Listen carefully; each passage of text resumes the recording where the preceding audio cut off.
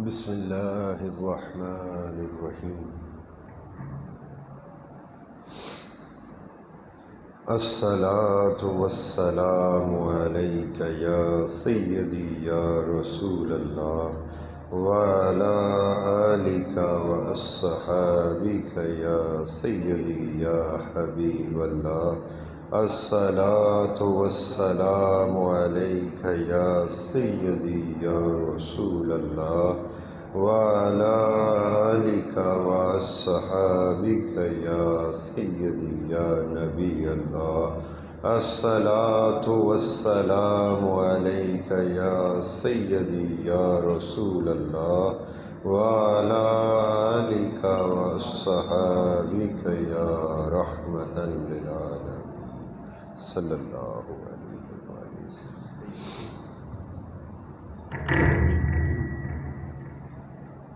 تمام تعریفیں، سب طرح کی تعریفیں اللہ ہی کے لیے۔ تمام تعریفیں،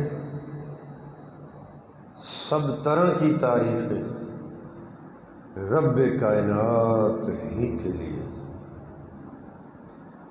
جس نے آدم علیہ السلام سے مخلوق کو پیدا فرمایا، اور درود ہو، سلام ہو اس ذات عالی پر، اس ذات پاک پر جنہیں اللہ تبارک تعالیٰ نے سب سے پہلے پسندیدہ بنایا۔ وہ میرے آقا و مولا ہیں، وہ میری مرشد پاک کے آقا اور مولا، وہ ہم تمام غلاموں کے آقا اور مولا۔ وہ اس کائنات کے مرکز اور خوبصورتی کے تخت پر جلوہ فرما، وہ اس کائنات کے مرکز اور خوبصورتی کے تخت پر جلوہ فرما۔ وہ تمام انبیاء علیہ السلام پر آخری مور ہے، وہ اول بھی ہیں، وہ آخر بھی ہیں، آپ ظاہر بھی ہیں، باطن بھی ہیں۔ اے اللہ، وہ تیری ساری کائنات میں، ساری مخلوق میں، تیری خالقیت کے کل دائرے میں سب سے بہتر ہے۔ اے اللہ، ان پر ہمیشہ ہمیشہ درود السلام، اے اللہ ان پر ہمیشہ ہمیشہ درود السلام۔ اللہ تبارک تعالیٰ کا بڑا کرم ہے، بڑا فضل ہے، اس کی خاص عنایات ہے، خاص مہربانی ہے، بلکہ اس کا احسان عظیم ہے ہمارے قلب و باطن پر، ہمارے ظاہر پر بھی، ہمارے باطن پر بھی، کہ اس نے ہمیں نبی اکرم صلی اللہ علیہ وآلہ وسلم کے صدقے سے، آپ کے گھرانے کی خیرات سے، اپنے مقبولوں کی بارگاہ میں، اپنے ذکر کے واسطے جمع ہونے کی توفیق بخشی۔ اللہ تعالیٰ اس توفیق کو استقامت الدوام عطا فرمائے، اور جب تک ہماری زندگی باقی ہے، یہ سانس چل رہی ہے، دل دھڑک رہا ہے، ہمیں یوں ہی اپنا ذکر کرنے کی توفیق عطا فرماتا رہے، اور یہ سعادت ہماری نصیب میں کرتا رہے، تاکہ جب اس دنیا سے جانا ہو، بولیے جانا تو ہے نا سب نے، یہ زندگی کسی پر ٹھہرتی نہیں، آپ سو کر گزار لیں، جاگ کر گزار لیں، غفلت میں گزار لیں، یا اس کا ذاکر بن کر گزار لیں، یہ وقت کسی پر نہیں رکتا، یہ گزرتا ہی گزرتا چلا جا رہا۔ مگر کمال کا نصیب اس شخص کا ہے کہ وقت تو گزر ہی رہا ہے مگر وہ اسے ایسا گزارے کہ جب دنیا سے جانا ہو، اس عالم شہادت سے جانا ہو، اس سفلی کائنات سے جانا ہو تو صدائیں بلند ہوں کہ اللہ کے ذاکرین میں سے تھا، اللہ کو یاد کرنے والا تھا، اس کی حمد و ثنا کرنے والا تھا، اس کے مقربین سے محبت رکھنے والا تھا، ان کے دسترخوان کے ٹکڑے کھانے والا تھا۔ تو یہ اتنا کافی، یہ صدا بلند ہو جانا ہی کافی ہے، آپ کی بخشش کا ذریعہ بن جائے، کیونکہ رب کائنات نے ارشاد فرمایا اس روز یعنی قیامت کے دن جب نامہ اعمال بٹ رہے ہوں گے تو فرمایا، بڑی لطیف بات فرمائی، نامہ اعمال جب تقسیم کیا جا رہا ہوگا تو ان کے پیشواؤں کو بلایا جائے گا۔ بات کو سمجھ، ان کے پیشواؤں کو بلایا جائے گا، ان کے مرشد کو بلایا جائے گا، ان کے شیخ کو بلایا جائے گا، ان کے رہبر و رہنما کو بلایا جائے گا۔ کون سا رہبر و رہنما، کون سا مرشد؟ وہ مرشد جس کے سنگت کے اندر وہ دنیاوی زندگی گزار کر آئے۔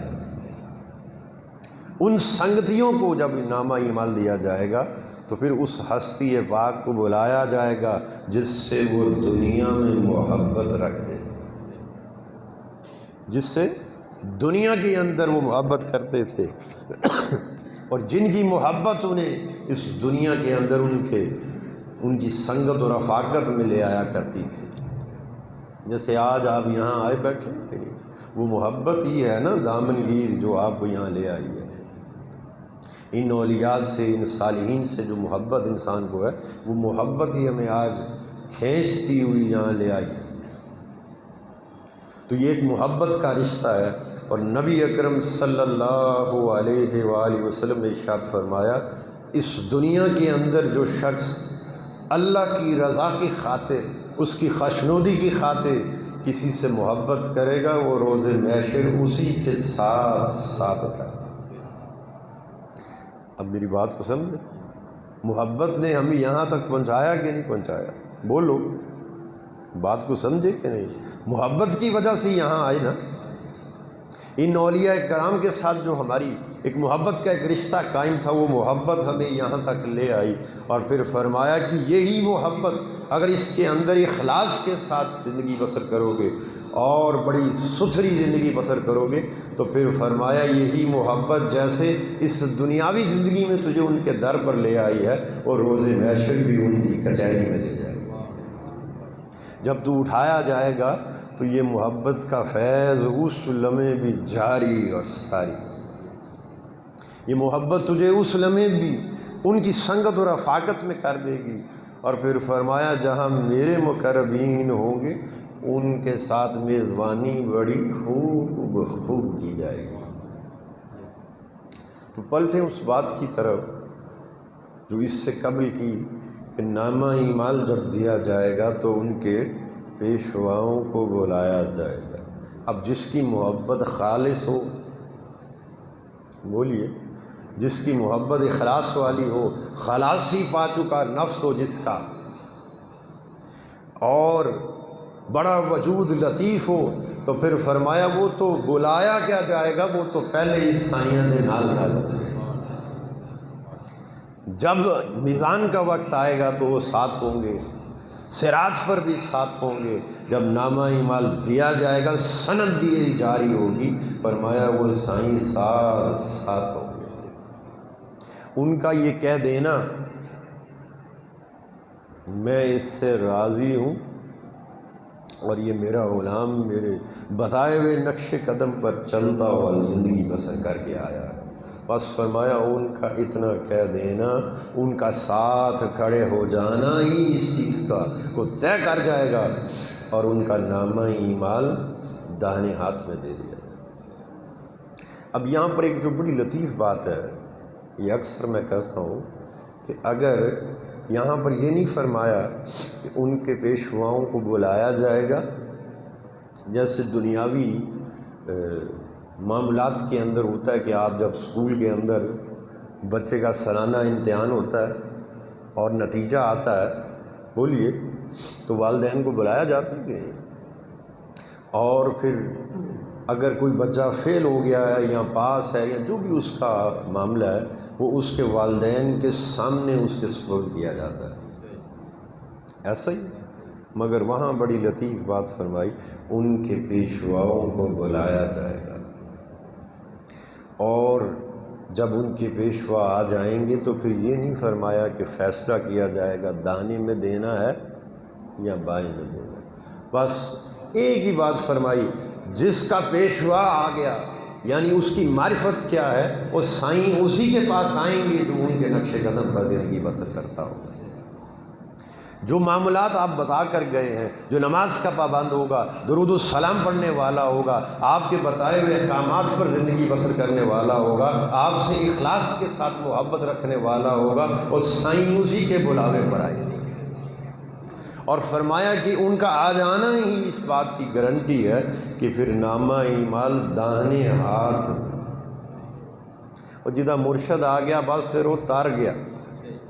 یہ اولیاء کرام یہ صالحین فرماتے ہیں کہ بندے اگر روز محشر تیرا سامنا اللہ کے عدل سے ہو گیا تو مارا جائے گا۔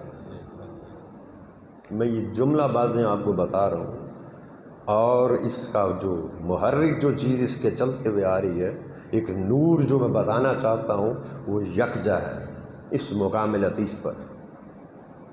تو فرمایا کہ اگر تیرا سامنا اللہ کے عدل سے ہو گیا تو مارا جائے گا، اور جس بندے کا سامنا اس کے فضل سے ہو گیا بس پھر وہ ترتا چلا جائے گا۔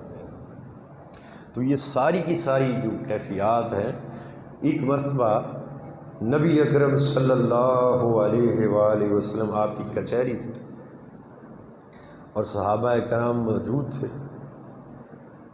آپ فرمانے لگے تم میں سے کسی کی بخشش نماز، روزہ، زکوٰۃ و دیگر اعمال صالحہ کی وجہ سے نہیں۔ ایک مرتبہ فرمایا، دوسری مرتبہ جب فرما دیا، وعلیکم السلام، تو صحابہ کرام جو تھے وہ پریشان ہو گئے، یا رسول اللہ صلی اللہ علیہ وآلہ وسلم، آقا اگر بخشش نماز، روزہ، زکوٰۃ و دیگر اعمال صالحہ کی وجہ سے نہیں ہوگی تو پھر تو مارے گئے نا، پھر بخشے کیسے جائیں گے؟ آپ نے فرمایا تم میں سے ایک صحابی اٹھا اور اس نے اٹھ کر بات کی، کیا یا رسول اللہ صلی اللہ علیہ وآلہ وسلم، آقا آپ کی بھی؟ سوال کیا کیا؟ اس سونیا آپ کی بخشش بھی؟ فرمایا ہاں میری بخشش بھی ان اعمال صالحہ کی وجہ سے نہیں ہوگی، پھر کس سے ہوگی؟ فرمایا تم میں سے جس کی بھی بخشش ہوگی اللہ کے فضل سے ہوگی۔ جس پر، اب اس کا راز کیا ہے، جس پر اللہ تعالیٰ کے فضل کا دور چل گیا اس کے گنندہ چنندہ اعمال بھی، فرمائے ایک سجدہ بھی 1000 سجدوں پر باری ہو گیا۔ جس کے اوپر اللہ کے فضل کا دور چل گیا تو اس نے اللہ کے کسی کامل بندے کے پاس ایک لمحہ بھی وقت گزارا ہوگا تو فرمایا رب کائنات اس لمحے کی وجہ سے اس کی بخشش فرما دی۔ اور پھر فرمایا کہ میری امت کے 70,000 اولیاء ایسے ہیں جو بغیر حساب و کتاب جنت میں جائیں، اور ان 70,000 اولیاء کے ساتھ 70,000 کا ایک تاندہ ہوگا۔ اب بولیں اس کی شرح کے اندر فرماتے ہیں کہ ایسے ایسے لوگ بھی بخشے جائیں گے جنہوں نے اس ولی کامل کو ایک مرتبہ وضو کرایا ہوگا، ایک مرتبہ ساری زندگی میں مصافحہ کیا ہوگا، اور ان کے ساتھ 2 نفل پڑھے ہوں گے، نماز ادا کی ہوگی، بس فرمایا ایسے ایسے بھی بندے جو ہیں وہ بغیر حساب و کتاب بخشتے چلے جائیں گے۔ اب وہ بخشتے کیسے چلے جائیں گے؟ اس بات کے اوپر ذرا غور کریں۔ نبی اکرم صلی اللہ علیہ وآلہ وسلم نے ارشاد فرمایا، اللہ تبارک تعالیٰ نے اپنی رحمت کے 100 حصے بنائے۔ کیا کیا؟ اپنی رحمت کے، یہ جو فضل کی ایک بات میں نے کی ہے، یہ اس فضل کا باب چل رہا ہے۔ اپنی رحمت کے 100 حصے بنائے، میں نے اس سے قبل جو بات کی اسے محرک رکھیے گا اور ایک تصور ایسا قائم رکھیے گا تو یہ اگلی بات سمجھ میں آ جائے گی۔ تم میں سے جس کی بھی بخشش ہوگی کس سے ہوگی؟ اللہ کے فضل سے۔ تو فرمایا اپنی رحمت کے 100 حصے بنائے اور ایک حصہ سیدنا آدم علیہ السلام سے لے کر، یعنی ابتدا سے لے کر قیامت تک تقسیم فرما دیا اور 99 حصے اپنے پاس رکھ لیے۔ اب وہ جو ایک حصہ اس کی رحمت کا ہے، اس کے اندر اگر اس کی جتنی بھی مخلوق ہے، والدین کی محبت جو بچوں کے ساتھ ہے، بچوں کی محبت جو والدین کے ساتھ ہے، جانوروں کی محبت اپنے دوسرے بچوں کے ساتھ، اور ایک دوسرے کے ساتھ جو انسان محبت کا معاملہ کرتا ہے، شفقت کا معاملہ کرتا ہے، یہ سارے کے سارے اجزاء ہیں اسی ایک جز کے۔ اسی ایک جز سے آگے پھر کیا ہے؟ یہ اجزاء ہے۔ وہ جو ایک محبت کا حصہ پوری کائنات میں اللہ پاک نے تقسیم فرما دیا، اسی ایک حصے میں سے ہی وہ محبت لے کر جنات بھی اور ملائکہ بھی اور مخلوق بھی، چرند پرند نباتات، یہ ساری کی ساری چیزیں جو اس کے خلقت کے اندر آتی ہیں، وہ ایک حصے سے حصہ پا کر اپنے اپنے حلقے کے اندر شفقت اور محبت کا پیغام دیا۔ یہ بات کو سمجھیں، اس کی پوری خلقت کے اندر یہ جو محبت کا ایک فضل کا ایک طریق چلتا ہوا آ رہا ہے، یہ اس ایک جز میں سے ہے۔ تو سوال کیا کہ یا رسول اللہ صلی اللہ علیہ وآلہ وسلم، آقا وہ جو 99 حصے اللہ پاک نے اپنے پاس رکھ لیے ہیں، اللہ تعالیٰ ان کا کیا کرے گا؟ تو فرمایا کہ روز محشر رب کائنات، یہ حدیث پاک کے الفاظ، رب کائنات اپنے اولیاء میں تقسیم فرمائے۔ حدیث کے اندر جو لفظ آیا وہ لفظ اولیاء ہے۔ اب یہاں پر آ کر انسان پھنس جاتا ہے اور بات جو ہے وہ ہضم نہیں ہوتی۔ لفظ جو حدیث پاک کے اندر آیا وہ کیا؟ اولیاء۔ فرمایا کہ رب کائنات وہ 99 حصے اپنی رحمت کے قیامت کے دن کیا کرے گا؟ اپنے اولیاء میں تقسیم فرمائے۔ اب مجھے جو بتائیں، نبی سے بڑھ کر ولی کون ہے؟ بولیے، انبیاء سے بڑھ کر اللہ کا دوست کون ہے؟ تو فرمایا کہ اولیاء کا لفظ جو یہ لفظ لطیف ہے، اس کا مقصد کیا ہے کہ اس کی ولایت کے دائرے میں جو جو بھی آتا ہوگا رب اسے تقسیم فرما دے گا۔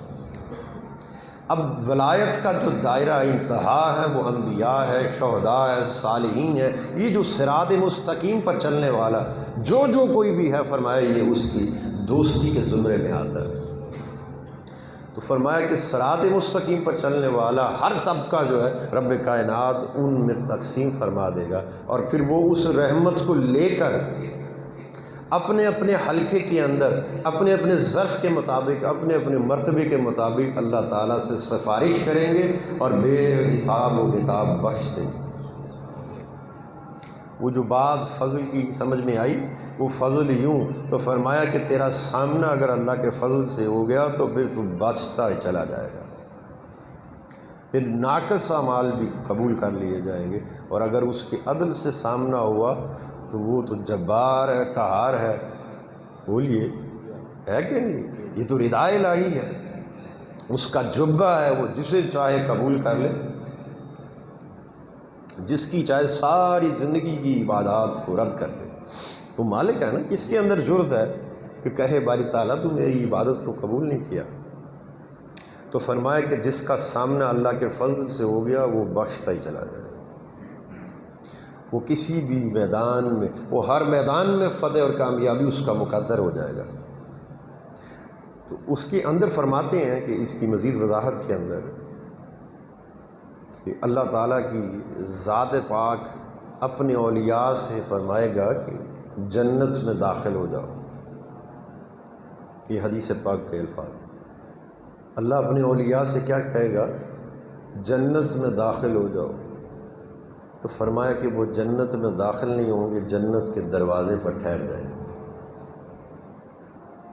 اللہ پاک وہ تو ہر چیز سے واقف ہے، جانتا ہے نا، لیکن یہ جو مکالمہ ایک ہو رہا ہے اور مخاطبہ ہو رہا ہے، اس مخاطبے کی شان تو دیکھو۔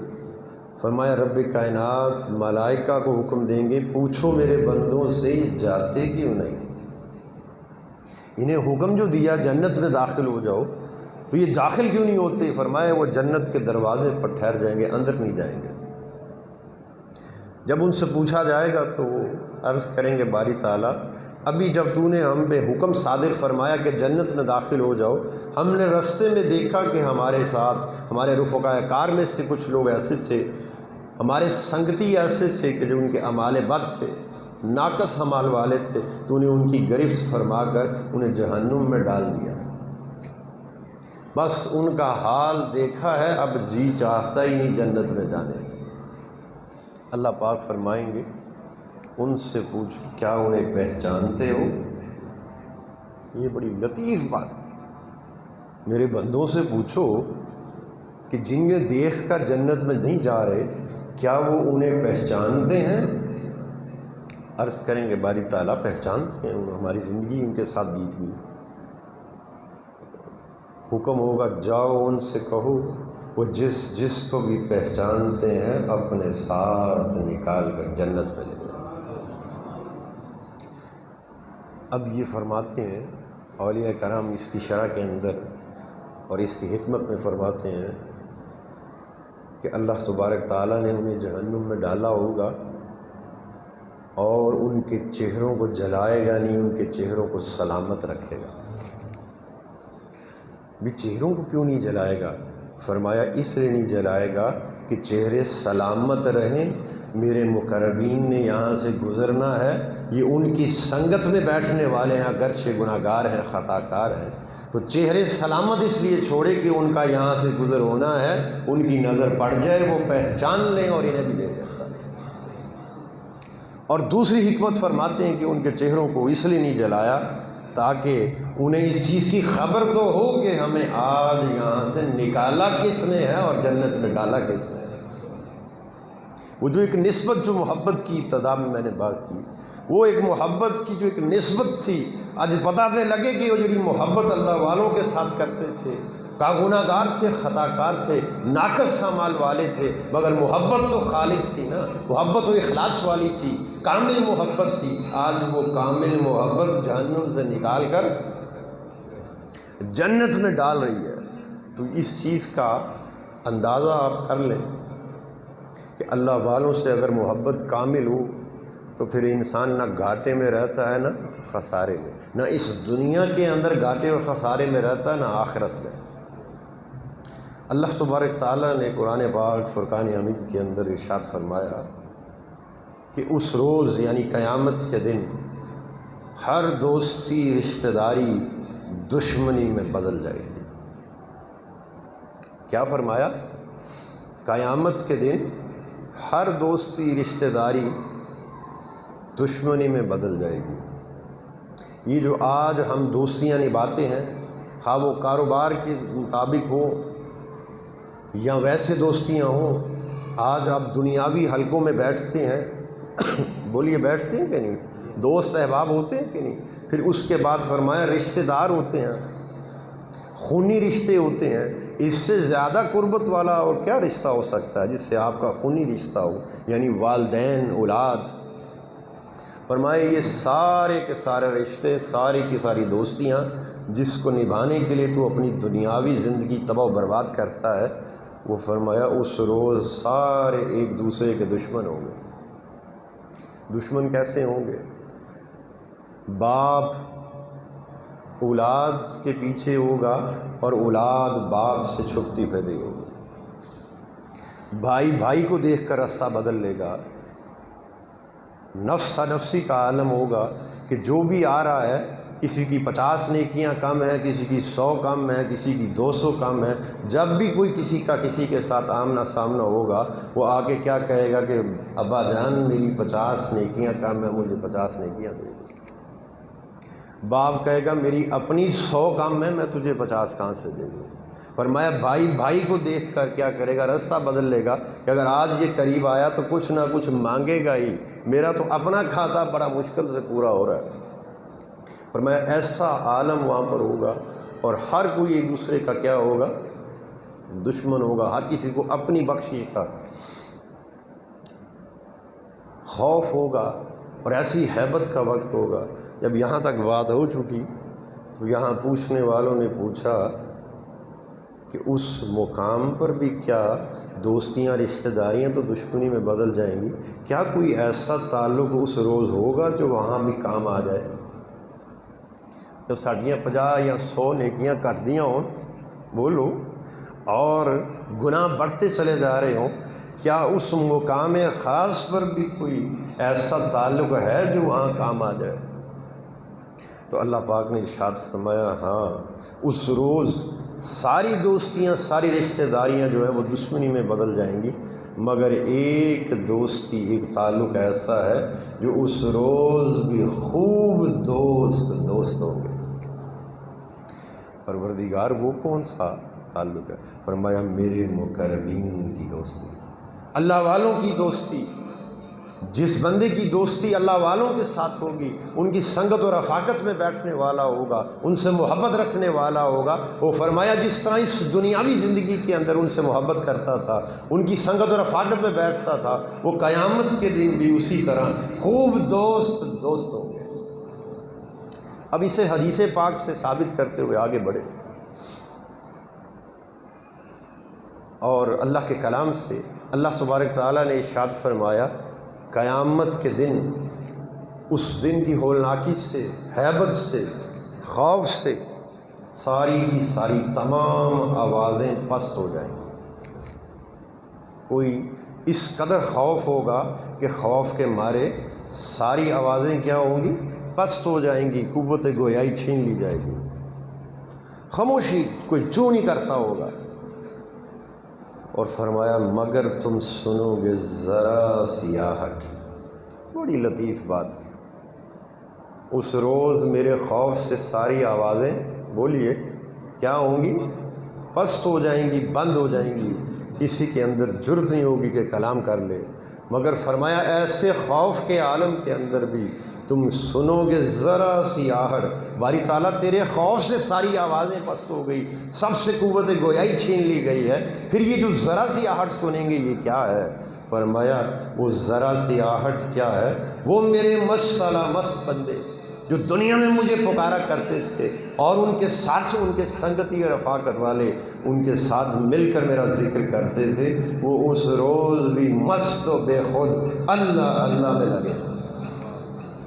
قیامت کا دن برپا ہوگا، میرے ذاکرین پر نہ کچھ خوف ہوگا، بولیے، نہ وہ غمگین ہوں گے، وہ اس روز بھی میرے ذکر میں مست و بے خود ہوں گے۔ اور حدیث پاک کے اندر ہے کہ اللہ والوں کے لیے نماز عصر کے دوران ہی جتنا، جیسے نماز عصر پڑھ کر سلام پھیریں کتنا وقت لگتا ہے، بس اتنا وقت ان پر گزرے گا تو وہ دیکھیں گے کہ ایک طبقہ جہنم میں جا رہا ہے، ایک طبقہ جنت میں جا رہا ہے۔ وہ عرض کریں گے باری تعالیٰ تیرے حساب و کتاب کا دن بس مکمل ہو گیا، حکم ہوگا مکمل۔ ان کے لیے یہ اتنا، تو وقت آپ کا ہو گیا، اسے مختصر کر لیتے ہیں۔ تو یہ سنگت کا، رفاقت کا فیض ہے کہ اللہ والوں کے ساتھ اگر نسبت انسان کی خالص ہو تو پھر انسان کسی میدان کے اندر بھی ہارتا نہیں ہے، اگرچہ خود ناقص بھی ہو، تگڑوں کے ساتھ بیٹھنے والا ہو تو پھر وہ بھی تگڑا ہی ہو جاتا ہے۔ بولیے ایسا ہے کہ نہیں؟ اب جو ذکر کی بات آئی، مگر تم سنو گے ایک ذرا سی آہٹ، یعنی میرے عشق میں محو جو لوگ ہیں اور میرے ذاکر بندے، وہ اس روز بھی مست و بے خود مجھے پکارتے ہوں گے، اسی طرح جس طرح وہ اپنی دنیاوی زندگی میں پکارتے تھے، اور جیسے مجھے وہ یاد کرتے تھے آج بھی وہ اسی طرح مجھ پر میرے ذکر کے اندر گم ہوں گے، اور ان پر نہ کچھ خوف ہوگا نہ غم کی کیفیت ہوگی۔ اب یہ جو ذکر کی بات ہے، اس ذکر کا ہمیں حکم اللہ تعالیٰ نے دیا، وہ بڑی لطیف بات ہے۔ وہ حکم دیا کیسے؟ رب کائنات نے ارشاد فرمایا اپنے پروردگار کے نام کا ذکر کر۔ باری تعالیٰ کس وقت کرے؟ جب تو بھول جا۔ قرآن پاک کے الفاظ کیا ہیں؟ مترجم کیجیے اسے۔ اپنے رب کو یاد کرو۔ کس وقت یاد کرو؟ کس حالت میں یاد کرو؟ کس کیفیت میں یاد کرو؟ جب تم بھول جاؤ۔ اب اگر مترجم کی جگہ سے اسے سمجھنے کی کوشش کی جائے تو یوں لگتا ہے کہ جب بندہ بھول جائے تو پھر کیا کرے؟ بولیے، بات کو سمجھ رہے کہ اس کا مطلب یہ بنتا ہے کہ جب بندہ بھول جائے تو پھر کیا کرے؟ فوراً اللہ کو یاد کرے۔ ایسا ہی بنتا ہے نا مترجم کی جگہ سے۔ اب مجھے بتائیں کہ جو بھول گیا وہ یاد کہاں سے کرے گا؟ اگر اس کا معنی یہ بنتا ہو کہ تو جب بھول جائے تو پھر اللہ کو یاد کر، تو جڑا بھول گیا وہ یاد کتوں کرے گا؟ بات کو سمجھ میں آ رہی؟ جو بھول گیا تو اسے یاد کہاں سے آئے گا؟ تو اس کا معنی یہ نہیں ہے کہ اپنے رب کے نام کا ذکر کرو جب تو بھول جا۔ اس کا معنی خاص یہ بنتا ہے کہ فرمایا اپنے رب کو یاد کرو جب تو ایسی کیفیت میں آ جا جب تو اس کے سوا باقیہ ہر شے کو بھول جا۔ مجھے ایسے پکارو، ایسی کیفیت کے اندر یاد کرو، میرے ذکر کو ایسا جھپو کہ جب تم جھپنے لگو اور مجھے پکارنے لگو تو پھر میرے سوا کسی شے تجھے کوئی شے یاد نہ رہے۔ اپنے اوپر ایسی کیفیت کو طاری کر لے کہ جب مجھے پکارا کر تو بس پھر ایسی کیفیت تجھ پر طاری ہو جائے، وارد ہو جائے کہ تیرے قلب و باطن میں خیال بھی غیر کا نہ رہے۔ مجھے اپنے پروردگار کو یوں یاد کرو۔ اب بندہ جب پریکٹس کرتا ہے تو پہلے دن اللہ تعالیٰ کا ذکر میں لگ جاتا ہے تو دنیا بھولتی نہیں ہے، چل رہی ہوتی دماغ میں، زبان پر ذکر ہوتا ہے اور خیال کے اندر چشم تصور میں دنیا رچی بسی ہوتی ہے۔ ہوتا ہے ایسا کہ نہیں؟ پھر ایک دن، 2 دن، 3 دن کرتے کرتے فرمایا ایک مقام ایسا بھی آ جاتا ہے کہ انسان کو دنیا بھول جاتی ہے۔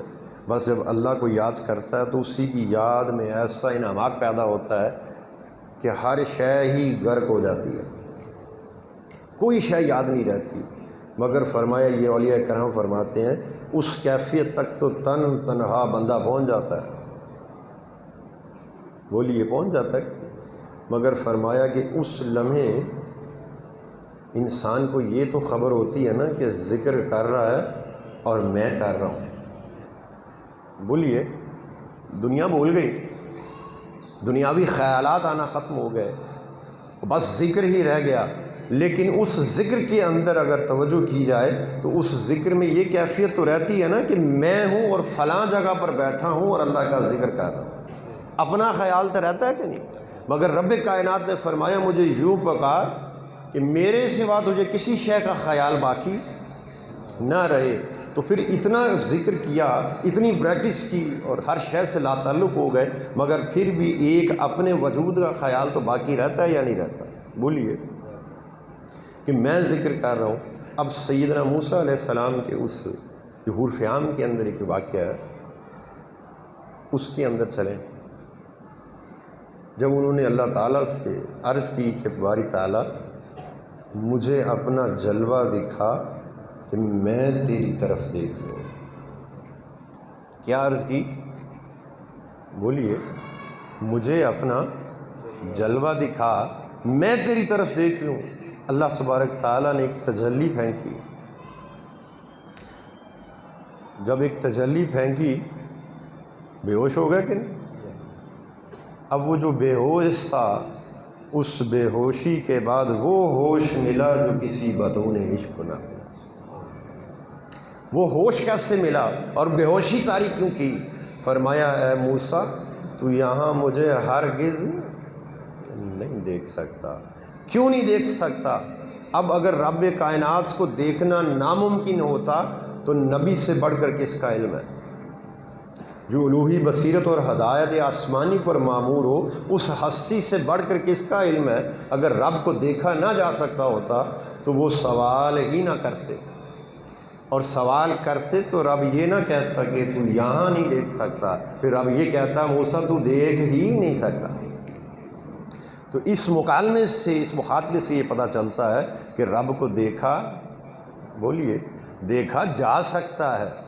اگر نہ دیکھا جا سکتا ہوتا تو نبی سوال نہ کرتے، مگر قاعدہ کچھ الگ ہے۔ وہ قاعدہ کیا ہے؟ فرمایا موسیٰ مجھے دیکھنا چاہتے ہو تو پھر مجھے میری نگاہ سے دیکھو، تم یہاں ہرگز نہیں دیکھ سکتے۔ اس سے مراد کیا ہے کہ تم مجھے اپنی نگاہ سے نہیں دیکھ سکتے، مجھے جس نے بھی دیکھا مجھے میری نگاہ سے دیکھا۔ اب وہ جو تجلی پھینکی اور بے ہوشی طاری ہوئی، وہ بے ہوشی کیا تھی؟ اس سے پہلے عرض کرتے تھے میں تجھے دیکھنا چاہتا ہوں، مجھے اپنا جلوہ دکھا، میں تجھے دیکھ لوں۔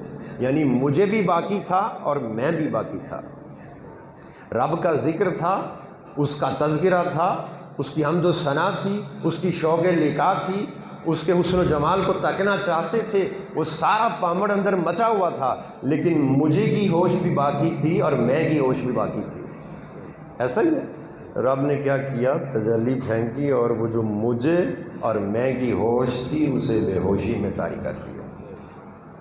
جب وہ ہوش آیا جو لانا مقصود تھا تو پھر نہ مجھے یاد رہا نہ میں یاد رہا، فقط پکار اٹھے پاک ہے تو، اور سونے مال کا پاک ہے تو، تیری ذات بڑی منزہ اور لطیف ہے۔ تو پتہ یہ چلا کہ انسان جب ذکر کرتا ہے تو ایسی کیفیت میں تو پہنچ جاتا ہے، لیکن مجھے اور میں باقی رہ جاتا ہے۔ ایسا انعامات تو پیدا ہو جاتا ہے، مگر یہ خیال کب فانی ہوگا اور فنا کب ہوگا؟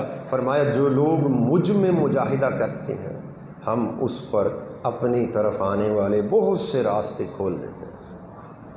مجھے تکنے کے راستے، میری قربت میں آنے کے راستے، وہ اس پر کیا کرتے ہیں؟ کھول دیتے ہیں۔ کس پر کھولتے ہیں؟ جو مجھ میں مجاہدہ کرتا ہے، مجھ میں فنا ہوتا ہے۔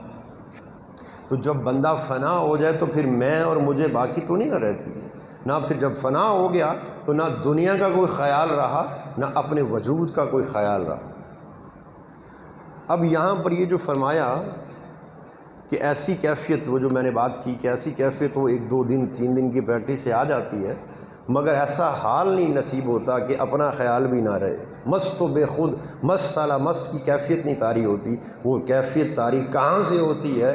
سن لو، وہ کیفیت ان اولیاء کے دسترخوان سے ہوتی ہے، ان اولیاء کی سنگت اور رفاقت سے نصیب ہوتی ہے۔ جب ان کے ساتھ مل کر بندہ ذکر کرتا ہے تو پھر نہ مجھے رہتا ہے نہ میں رہتا ہے، بس ذکر ذکر چلتا ہے۔ اور جب ایسا کامل ذکر چلتا ہے تو پھر حجابات ہٹتے چلے جاتے ہیں اور انسان کے قلب کو مشاہدہ ہوتا ہے اس کے حسن و جمال کا۔ فرمایا اب وہ کیسے ہو جاتا ہے؟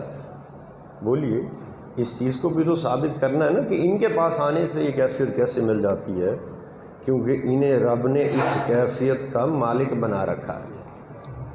کیسے مالک بنا رکھا ہے؟ تو بھی آیت کریمہ جس کے ترجمہ آپ کو بتایا، اس ترجمے پر غور کریں۔ جو لوگ ہم میں مجاہدہ کرتے ہیں، کس میں؟ مجھ میں۔ رب کائنات نے ارشاد فرمایا جو لوگ مجھ میں مجاہدہ کرتے ہیں میں ان پر اپنے طرف آنے والے راستے کھول دیتا ہوں۔ اب ان الفاظ پر غور کریں، سارا راز سمجھ میں آ جائے گا۔ اللہ میں مجاہدہ کیا، بولیے، خود کو فنا کر دیا۔ ان اولیاء سے بڑھ کر کس نے اپنا آپ فنا کیا؟ بولو، جن کی ساری زندگی ہی اس کی حمد و ثنا میں بیت جائے، ان سے بڑا جہاد کس نے کیا؟ بولیں، ان سے بڑا شہید کون ہے؟ تو فرمایا کہ جو لوگ ہم میں مجاہدہ کرتے ہیں، اپنے آپ کو، اپنی ذات کو میری ذات میں، میرے دیان میں فنا کر دیتے ہیں، اپنے شعور کو، تو پھر ہم کیا کرتے ہیں؟ ان پر اب یہاں پر تو نہیں ہونا چاہیے تھا. سارا راز اگر سمجھنا ہے تو الفاظ پر غور کریں. یہاں لفظ پر نہیں ہونا چاہیے تھا, یہاں ہونا چاہیے تھا کے لیے. یہ عقل معاش و مات تو یہی کہتی ہے نا کہ جو لوگ مجھ میں مجاہدہ کرتے ہیں, خود کو فنا کرتے ہیں, میں ان کے لیے رستے کھول دیتا ہوں. ایسے ہونا چاہیے تھا نا. مگر رب کائنات نے کے لیے نہیں کہا جو مجھ میں فنا ہوتے ہیں میں ان پر اپنے رستے کھول دیتا ہوں. یہ پر سے کیا مراد ہے؟ قرآن پاک کے اندر جہاں بھی لفظ پر آتا ہے اس کا مطلب یہ بنتا ہے, جیسے فرمایا ہم نے آپ کو خلق عظیم پر فائز فرمایا. بولیے, میں مثال دے رہا ہوں اللہ ہی کے کلام سے. اب یہاں پر ہم کیا سمجھتے ہیں کم عقلی کے باعث کہ اللہ تعالیٰ نے آپ کو خلق عظیم کا حامل بنایا. ایسا ہی ہے نا؟ بولیے, میری بات کو سمجھ رہے ہیں کہ نہیں؟ یہ بڑا لطیف نقطہ سمجھا رہا ہوں میں. اب یہی سمجھتے ہیں نا کہ آقا کریم کا جو خلق عظیم پر آپ کو فائز فرمانے سے مراد یہ کہ آپ کو خلق عظیم کا حامل بنایا, یہی سمجھتے ہیں نا. اب کبھی عاشقوں کی جیسے بھی تو دیکھو نا, یہ عاشق کیا کہتے ہیں؟ یہ کہتے ہیں خلق عظیم کی کیا اوقات ہے سونے کے آگے. کہ خلق عظیم کا حامل آپ کو بنایا, خلق عظیم کی کیا اوقات ہے سونے کے در پہ. فرمایا خلق عظیم بھی آپ کی بارگاہ میں ہاتھ باندھے کھڑا ہے, جنات بھی آپ کی بارگاہ میں ہاتھ باندھے کھڑے, یا رسول اللہ مجھے لے لیجیے. تو قاعدہ یہ ہے, اللہ کی عزت کی قسم, نیکی کبھی خود نیکی نہ تھی, گناہ کبھی خود گناہ نہ تھا, اور جسے مدینے کے ماہی نے لے لیا وہ نیکی بن گئی, جسے چھوڑ دیا گناہ بن گئی. تو ہم نے آپ کو خلق عظیم پر فائز فرمایا. اس سے مراد کیا ہے؟ جیسے ہم کہتے ہیں یہ پنکھا, کہا جائے چھت میں پنکھا لگا ہوا تو دھیان اس پنکھے کی طرف جائے گا؟ بولیے. اور اگر کہا جائے چھت پر پنکھا لگا ہوا ہے تو پھر دھیان یہی جائے گا نا کہ چھت کے اوپر کوئی شاید پنکھا لگا ہوا ہے. بولیے, ایسے ہی ہے. تو پر سے مراد کیا ہے؟ ہم نے آپ کو خلق عظیم پر فائز فرمایا. اس سے مراد یہ ہے کہ خلق عظیم سونیا تیرے تابع ہے, تو اس پر غالب ہے. بات کو سمجھ آئی؟ پر سے کیا مراد ہے؟ غالب کر دینا. تو پھر فرمایا کہ نیکی کبھی خود نیکی نہیں تھی, جسے آپ نے لے لیا وہ خلق حسنہ بن گئے, جسے آپ نے رد فرما دیا وہ خلق سیئہ بن گئے. تو اب آپ کو ایک چھوٹی سی مثال دیتا چلوں اس بات کی تائید میں. آج سے قبل سابقہ کے اندر جو شریعت تھی اس میں تعظیمی سجدہ جائز تھا. بولو, سجدہ جائز تھا کہ نہیں؟ تعظیم کے طور پر اگر سجدہ کیا جائے, بولیے جائز تھا کہ نہیں؟ آج کریں سجدہ, آپ کر سکتے ہیں؟ کسی حرام ہے, گناہ کبیرہ ہے؟ بولیے. تو وہ پہلے تو جائز تھا, اب گناہ کیسے ہو گیا؟ بولیں, کو بات سمجھ میں آ رہی ہے؟ جب پہلے ایک چیز جائز تھی اب گناہ کیسے بن گئی؟ تو یہاں آپ کو سادہ سی بات سمجھ میں آ جائے گی, سونے نے منع کیتا ہے تو گناہ بن گیا. فرمایا نہیں, جانور آپ کو سجدہ کرتے تھے, اور بارہا حدیثیں بھری پڑی ہیں کتب کے اندر. سیدنا ابو بکر صدیق رضی اللہ تعالیٰ عرض کرتے, یا رسول اللہ آپ پر ہمارا زیادہ حق ہے, ہمیں حکم دیں ہم سجدہ کریں. ہم نے دیکھا کہ جانور بھی آپ کو سجدہ کرتے ہیں, سانو حکم دیو اسی سجدہ کریے. فرمایا نہیں, میری شریعت میں یہ جائز نہیں, جبکہ پہلے جائز تھا. بولے نا, اسے گناہ کیسے بنا؟ سونے نے ناپسند کیا تو گناہ بن گیا. ایسا ہی ہے. دو بہنوں سے شادی ہو جاتی تھی, بولیے آج ہوتی ہے؟ یہ پہلے جائز تھا, اب ناجائز کیسے ہو گیا؟ اگر گناہ خود گناہ تھا اور نیکی خود نیکی تھی تو پھر آج کیسے جائز نہیں ہے؟ کیونکہ سونے نے منع فرمایا تو ناجائز ہو گیا. تو پتہ یہ چلتا ہے ہم نے آپ کو خلق عظیم پر فائز فرمایا, بس جسے سونے نے لے لیا. اب جب حضرت سیدنا جابر رضی اللہ تعالیٰ عنہ نے عرض کی, یا رسول اللہ صلی اللہ علیہ وآلہ وسلم, اللہ تبارک تعالیٰ نے سب سے پہلے کیا بنایا؟ جب تخلیق شروع کی تو فرمایا ہے جابر تیرے رب نے سب سے پہلے تیرے نبی کے نور کو بنایا، اپنے براہ راست نور کے فیض سے پرتو سے کیا کیا، میرے نور کو بنایا۔ پھر میرا نور جہاں جی چاہتا تھا اللہ کی آغوش رحمت میں سیر کرتا تھا۔ اس مقام تک سائنس پہنچ گئی ہے۔ اگر سائنٹیفکلی دیکھا جائے نا تو سائنس سے پوچھا جائے، وہ جو ایک بگ بینگ تھیوری وہ پیش کرتے ہیں کہ یہ دنیا کیسے وجود میں آئی، یہ سارا کچھ کیسے، یہ میری بات سمجھ رہے نا آپ؟ وہ بگ بینگ تھیوری کو کیا کہتے ہیں؟ کہتے ہیں جب یہاں کچھ نہ تھا تو سائنس سے پوچھا جائے نا بھی کیا تھا سب سے پہلے، تو وہ اس مقام تک سائنس پہنچ گئی ہے۔ وہ کہتی کہ جب کچھ نہ تھا تو ایک بہت بڑی روشنی تھی جو ایسے تیرتی تھی۔ سونے نے کیا فرمایا، میرا نور جہاں جی چاہتا تھا اس کی آغوش رحمت میں سیر کرتا۔ پھر اللہ تبارک تعالیٰ نے میرے نور سے کہ براہ راست پرتوں سے فیض سے عرش و کرسی بنائی، لوح و قلم بنائے، ملائکہ بنائے، انبیاء علیہ السلام کی روحوں کو، ان کے انوار کو پیدا کیا، زمین و آسمان بنایا، ساری چیزیں پھر بنتی چلی گئیں۔ اور پھر فرمایا بڑی لطیف بات کہ جب ملائکہ کو میرے نور سے بنایا تو ملائکہ پھر کیا کرتے تھے، میرے نور کو دیکھ کر میرے پیچھے پیچھے اللہ کی تسبیح کرتے تھے۔ ان دوستو ملائکہ نو تسبیح کنے سکھائی؟ سونے نہیں سکھائی نا۔ فرمایا مجھے دیکھ کر، مجھ سے سیکھ کر اللہ کی تسبیح کرتے تھے، میرے پیچھے کرتے تھے اللہ کی تسبیح۔ تو ملائکہ کو بھی تسبیح کس نے سکھائی؟ آقا نے سکھائی۔ پھر فرمایا کہ میرے نور کے براہ راست فیض سے پرتوں سے کیا کیا، انبیاء علیہ السلام کی روحوں کو، ان کے انوار کو پیدا کیا۔ اور وہ جو میثاق ہوئی قرآن پاک کے اندر فرمایا اے میرے حبیب صلی اللہ علیہ وآلہ وسلم یاد کیجئے اس وقت کو جب آپ کے پروردگار نے پختہ عہد لیا تھا۔ وہ میثاق کی بات آ گئی۔ تو وہ میثاق کب ہوئی تھی؟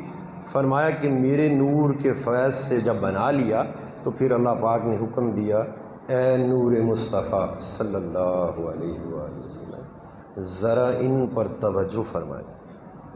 کن پر توجہ فرمائے؟ میرے نور کے فیض سے انبیاء علیہ السلام کی روحوں کو، ان کے انوار کو پیدا کیا، اور پیدا کرنے کے بعد کیا حکم دیا، ذرا ان پر سونیا توجہ فرمائے۔ پھر فرمائے وہ توجہ کیا تھی، میرے نور نے ان کو ڈھانپ لیا۔ سارے انبیاء کی روحوں کو، ان کے انوار کو نور مصطفیٰ صلی اللہ علیہ وآلہ وسلم نے کیا کیا؟ یہ حدیث پاک کے الفاظ بتا رہا ہوں میں آپ کو، کوئی اپنے پاس سے بات نہیں کر رہا، یہ آقا کا فرمان ہے۔ فرمایا کیا کیا؟ ڈھانپ لیا۔ جب ڈھانپ لیا تو انہوں نے اللہ سے عرض کی باری تعالیٰ یہ کس کا نور ہے جس نے ہم سب کو لپیٹ لیا ہے؟ تو اس وقت اللہ پاک نے وہ جو میثاق تھی اس وقت فرمایا یہ میرے حبیب محمد مصطفیٰ کا نور ہے صلی اللہ علیہ وسلم۔ تو بس پھر سونے کا آپ کی رسالت کا اقرار کرتے گئے، نبوت کا تاج لیتے گئے۔ تو آپ اول بھی ہیں آخر بھی۔ تو پلٹے اس بات کی طرف وقت ہو گیا، تو وہ جو خلق عظیم پر فائز، یہ بات سمجھ میں آ گئی۔ اب آ جائیں، وہ جو بات سمجھانا مقصود تھی کہ یہ کیسے مالک بن گئے اور ان کے پاس آنے سے وہ کیفیت کیسے ملتی ہے۔ فرمایا جو لوگ ہم میں مجاہدہ کرتے ہیں ہم ان بولو پر اپنے رستے جو میری طرف آنے والے، میری قربت میں آنے والے رستے ہیں ان پر کھول دیتے ہیں، یعنی ہم پھر ان بندوں کو ان رستوں کا مالک بنا دیتے ہیں۔ وہ خود بھی جب جی چاہتا ہے میری بارگاہ میں حاضر ہو جاتے ہیں، میری قربت کی وادیوں میں آ جاتے ہیں، آج خود میرے حسن و جمال کا مشاہدہ کرتے ہیں، اور موج سے بیٹھے ہوں تو پھر کوئی غلام بھی نال آ جائے تو انہوں بھی لے آتے ہیں۔ یہ اکثر ایک واقعہ میں بتاتا ہوتا ہوں۔ ایک بارات تھی جو رستہ بھول گئی، حضرت سلطان باہو رحمۃ اللہ علیہ۔ تو آپ اپنی زمین کے اندر اب اگر سامنے ظاہری نگاہ کے ساتھ دیکھا جائے اور عقل معشومات کے ساتھ دیکھا جائے تو لگتا ہے یوں کہ کھیتی باڑی کر رہے تھے، مگر وہ مست و بے خود اللہ کو یاد کر رہے تھے، ایک ذکر کی کیفیت میں تھے۔ تو ایک بزرگ رستہ بھول گئی بارات، تو آپ کے پاس آئے کیونکہ لگتا ہے کوئی نوجوان ہے، اس سے رستہ دریافت کرتے ہیں۔ آگے بڑھے تو کہنے لگے احمد دا گھر کتنے ہے؟ جو بڑا ان کا بزرگ تھا اس نے آگے جا کے نوجوان احمد دے کار جانا ہے، آپ فرما مستی میں تھے، اچھا احمد دے کار جانا ہے، پیچھے قطار بنا لو، ساری بارات کو پیچھے کھڑا کر لیا قطار میں، کہا آنکھیں بند کر لو، ایک بزرگ بولا بھی اے کہڑا راہ دکھان لگا جی اکھاں بند کر کے نظر آئے گا، بھلا آنکھیں بند کر کے بھی کوئی رستہ نظر آتا ہے؟ آپ فرمانے لگے میں جس رستے کو میں دکھانے لگا ہوں وہی چہرے کی نگاہیں بند ہوتی ہیں تو نظر آتا ہے۔ بند کر لی، قطار اندر قطار کھڑے، آپ فرمانے لگے قدم آگے رکھو، ساری بارات نے آگے رکھا۔ اس سیدنا شیخ عبد القادر جیلانی رحمۃ اللہ علیہ فرماتے ہیں نا، میں 2.5 قدم چلتا ہوں کائنات ہی ختم ہو جاتی ہے۔ وہ قدم گیڑے سی وہ قدم سی، تو فرمایا ایک قدم آگے رکھو، رکھ لیا، دائیں رکھو رکھا، کہا کھولو آنکھیں، آنکھاں کھولیاں تو مسجد نبوی کے سین میں کھڑے اور گنبد خضرا سامنے۔ میں انہیں کیا کرتا ہوں، ان رستوں کا مالک بنا دیتا ہوں، وہ خود بھی جہاں جی چاہے آتے ہیں اور جاتے ہیں، اور جسے چاہیں اسے بھی لے آتے ہیں، مالک جو ہے۔ تو پھر فرمایا کہ اب وہ جو اس دور میں یہ کوئی ٹی وی ویڈیو تھوڑی ہوتی تھی، تصویریں تھوڑی ہوتی تھی، تو کسی کو پتا جو کوئی جاتا، تو وہ جو سادہ لوگ تھے، وہ بزرگ کہنے لگا بھی یہ ہمیں کہاں لے آئے ہیں، اسی تے احمد دے کار جانا سی۔ آپ فرمانے لگے اس احمد کے سوا میں کسی کو نہیں جانتا، میں تو بس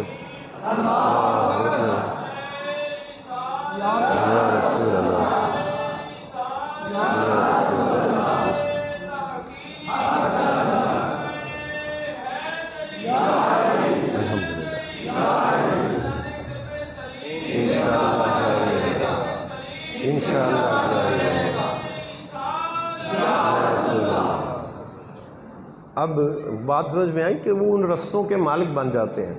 اب یہاں پر اگر کوئی سوال آپ سے کرے بھی یہ کیسے ممکن ہے، کیسے ممکن ہے؟ نہیں ممکن، میں کہتا ہوں، میں اعلانیہ کہتا ہوں یہ کام ممکن نہیں ہے، ہمارے لیے ناممکن نہیں ہے، اللہ کے لیے تو ممکن ہے نا۔ بولو، شب اسراء کا جو واقعہ ہے اس میں کیا دعویٰ آقا نے کیا؟ بات کو کچھ سمجھے ہے کہ نہیں؟ معراج کا جو واقعہ ہے، اول تا آخر دیکھ لیں، کسی مقام پر بھی حضور نے دعویٰ نہیں کیا کہ میں گیا ہوں۔ سبحان الذی اسریٰ، اس کا ابتدا دیکھیں کہاں سے ہو رہی ہے۔ جب یہ بات ہوئی اور جو منکر تھے، مشرک تھے، وہ بغلیں بجاتے پھریں بلو جی ایسا ممکن ہے کہ ایک رات میں یہاں سے وہاں جانا ناممکن ہے، وہاں گئے، وہاں سے پھر یہاں گئے، یہ سارا قصہ بیان کریں، ساتھ مذاق ٹھٹھا بنائیں۔ جب ایسی بات ہوئی تو اللہ پاک نے جو مضمون شروع کیا وہ دیکھیں، سبحان اللہ، پاک ہے وہ ذات۔ اللہ پاک نے فرمایا میرے محبوب نے کدوں کیا ہے میں گیا؟ بولو، میرے محبوب نے تو دعویٰ ہی نہیں کیا، یہ دعویٰ تو میں کر رہا ہوں، اور میں کون ہوں؟ پاک ہے وہ ذات، ہر نقص سے، ہر عیب سے پاک ہے۔ ہم کہتے ہیں کہ یہ کام ناممکن ہے، یہ ناممکن ہونا کیونکہ ہمارے بس میں نہیں ہے، تو جو آپ کے بس سے باہر وہ ناممکن ہے، اور جو ناممکن ہے وہ کیا ہے؟ آپ کا نقص، آپ کی کمزوری ہے۔ ایک بندہ پیدل چلتا، دوسرا پیدل نہیں چل سکتا، تو وہ کہے جی کہ میں یہ پیدل چلنا ہی ناممکن ہے، یہ تو نہیں ہو سکتا۔ وہ یہ کہے کہ میں نہیں چل سکتا، میری کمزوری، میرا نقص ہے کہ میں نہیں چل سکتا۔ اللہ پاک نے اس مضمون کو شروع کہاں سے کیا؟ پاک ہے وہ ذات جو ہر نقص سے پاک، تیری سوچ و فہم سے بھی پاک ہے۔ وہ لے گئی اپنے بندے کو، لو ہون رد کرو اس دعوے میں، بات کو سمجھ۔ تو اللہ پاک نے فرمایا کہ میں لے گیا، تو پھر حضور کے صدقے سے حضور کے غلاموں کو بھی جو معراج نصیب ہوتا ہے اور جو منزلیں نصیب ہوتی ہیں وہ رب ہی کراتا ہے، بات کو سمجھے۔ اللہ جسے چاہے غیب کا علم عطا کر دے، اللہ جسے چاہے علم لدنی عطا کر دے، اللہ جس سے چاہے اس کے قلب و باطن پر اسرار الہیہ کا ورود کر دے، اللہ جسے چاہے زمین پر بیٹھے جنت میں اس کا گھر دکھا دے۔ تو فرمایا گویا کہ ایسا مشاہدہ انہیں نصیب ہوتا ہے کہ وہ قرآن پاک کی تلاوت بھی کرتے ہیں تو اس مضمون میں یوں گویا جیسے وہ منظر کشی سامنے ہو۔ تو اللہ پاک سے دعا کرے اے اللہ حضور علیہ الصلاۃ والسلام کی نالین پاک کی خاک پاک اسد کا ہمارے تمام صغیرہ و کبیرہ گناہ معاف فرما دے، ہماری خطاؤں کو درگزر فرما دے۔ اے اللہ ہمیں قبر کے عذاب سے، محشر کے عذاب سے، صراط اور میزان اور قبر کی ہولناکی سے بچا لے، موت کی سختی سے بچا لے۔